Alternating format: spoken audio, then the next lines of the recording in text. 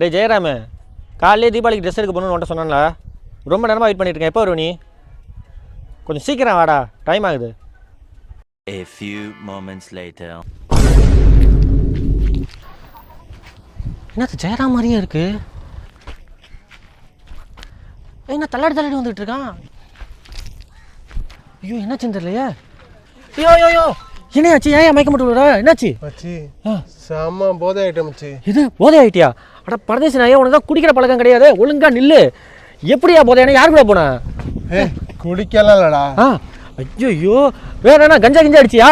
உங்க அப்பனு தெரிஞ்ச வெட்டி போட்டு வேணாடா. அதுவும் இல்லை மச்சி. அப்புறம் என்னடா பண்ணி தொலைச்ச? யாழ் கண்ணை பத்த மச்சான். ஐயோ அவ்வளோ போதை ஐட்டம் மச்சான்.